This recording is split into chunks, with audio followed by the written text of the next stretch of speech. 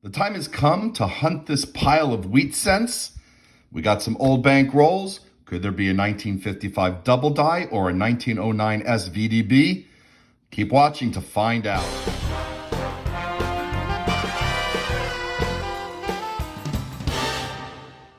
Hey collectors, thanks for watching. I'm the Collector of Coins, and if you've been watching this series, you will know that I've been saving this huge bag of wheat cents for this moment.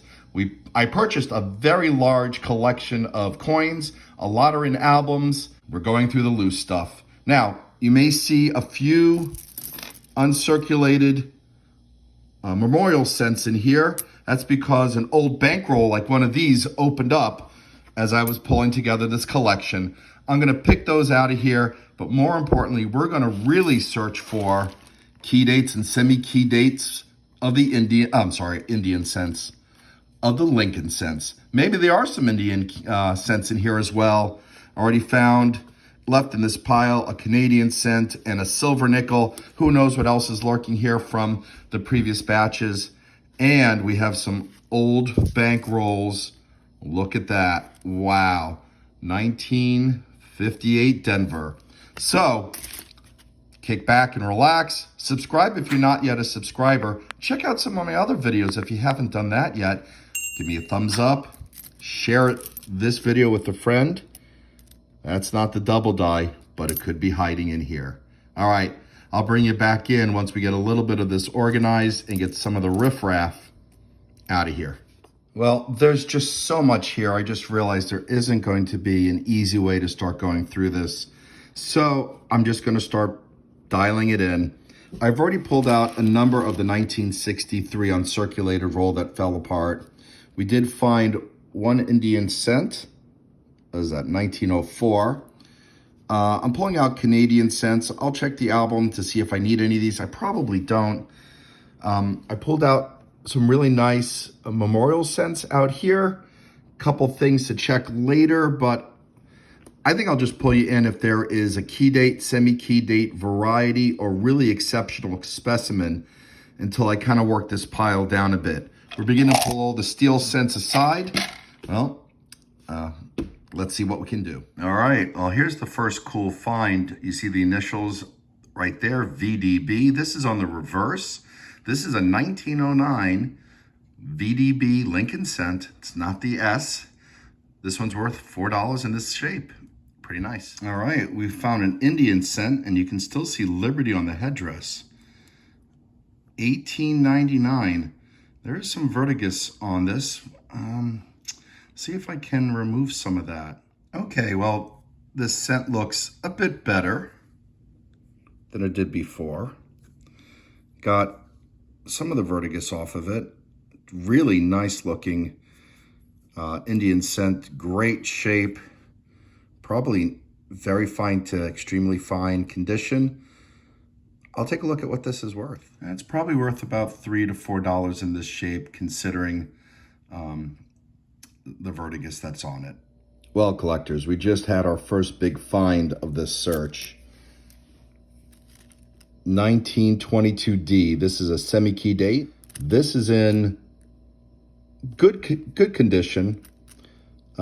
Worth about $15. This is a spectacular find. Let's see if we can find a 1922 without the D. That's worth a lot more money. Hey collectors, we have a little bit of a conundrum here.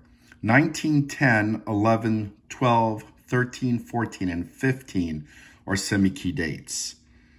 I'm gonna try to tilt this to see if we can pick up what date that may be. That looks like a 0. Yeah.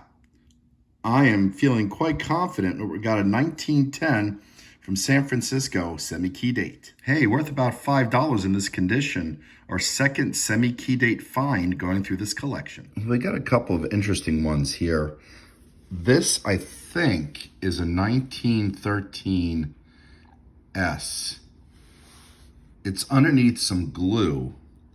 The 1913, let's get that into focus. The 1913 S is a semi-key date, worth some money. So I'm gonna try to use some rubbing alcohol to gently see if I can loosen that glue. This is a great find.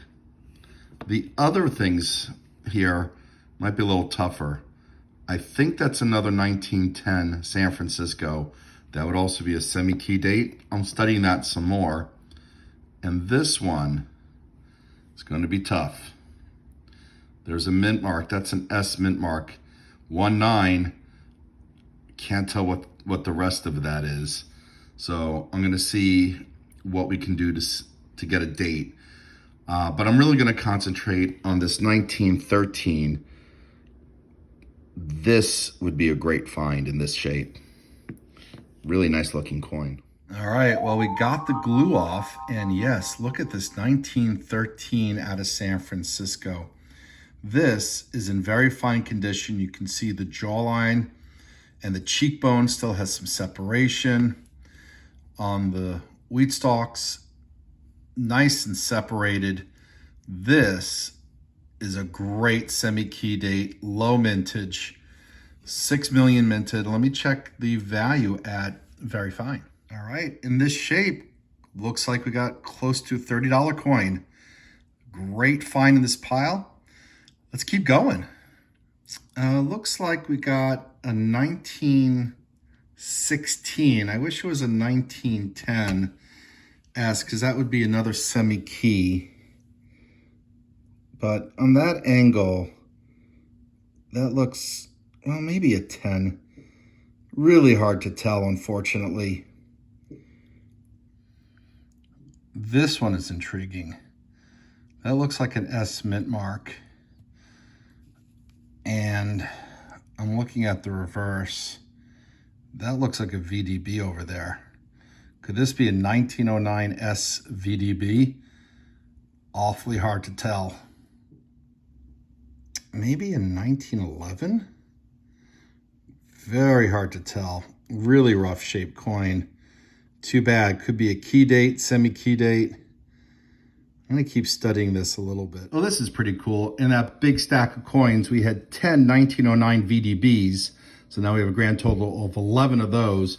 We had 25 1909 with the VDB redesigned underneath the bust.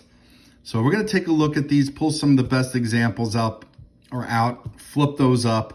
Wow, pretty cool. In the meantime, I got all the others in bags by decade. We're going to go back through these looking for varieties and any semi-key or key dates that I may have missed. Kind of amazing. Just a lot. The rest we're going to start rolling up, but I tell you, most of these are from Denver and San Francisco. All right, so these are some of the nicer examples. We got about $35 worth of Lincoln cents right here in these 4 1909s, 2 VDB, 2 non-VDB. All right, well, let's dig into some of the others. I think I got a roll now of these 1963 uncirculated. I'm going to count these out, make sure I got 60 of them, see if there are any varieties. If not, we're going to roll them up nice and snug and get them to a collector. All right, well, we got that wrapped up in a shotgun roll. Crimped it myself. Not a great job. Obviously, this is not an original bankroll. I will not sell it as such, but I will sell it as a solid 8 uncirculated roll, which it is. All right, well, this is a nice pile of uncirculated wheat cents, some red, mostly red-brown, but in all great shape. We'll look to see if there are any varieties in here. We'll flip these up because they're in really great shape, and then we're going to move on back through the bags of coins. Interestingly, we have a weakly struck 1946 out of San Francisco. We were looking for the D over S variety, or the S over D, I should say. Well, along the way, we picked up a few Indian cents in that pile. The nicest one is this 1904, probably in good condition. These two are in bad shape. This one is a corroded looks like 1898. And an 1887, which is like falling apart. Really rough. This one I'll flip up. Maybe this one. I don't know about that one. All right, well, we also have a pile of steel cents here. Now, I want to separate these, Philly from Denver, from San Francisco. Maybe we have enough of enough for a solid date 1943 Philly roll, but we can also look for some of the varieties. 1943 double die and the 43D, which is a bold double mint mark. So we're going to take a look for those. We'll get these into mint piles first. All right, well, we're going to go back through the 1950s. We're going to look for a 1956 D overshadow D, but more importantly, we're going to look for a 1958 double die obverse, of which there are only 3 known. Unlikely we'll find one, but we got to look. I'll pull you in if we find anything good. Otherwise, I'm going to separate these out to piles of 15 so I can make some mixed date rolls. We're going to include 15 from the 40s, and then I guess we'll do 19 between the 20s and 30s and 1 from the teens to make a pretty nice mixed roll. All right, we're going to wrap this up like I wrapped up these rolls. We got 24 mixed date rolls, teens, 20s, 30s, 40s, 50s, including some steel scents. And then here are the key things that we found during this collection review.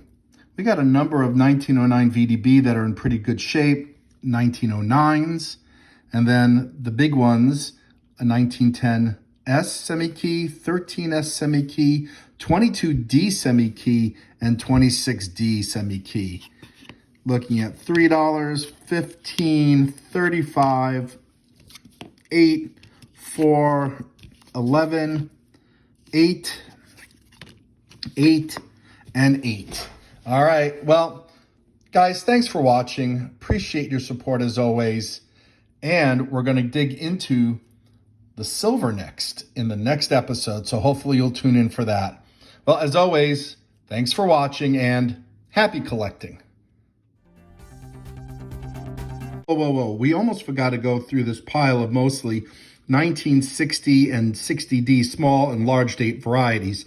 Let's do that real quick. Well, unfortunately, nothing too exciting. We did have a large pile of the large date, a smaller pile of the small date out of Denver. We were looking for the D over D variety. Instead, we had this 1960 small date D with, I guess, die breakage. That's a funky looking 6. All right, thanks for watching.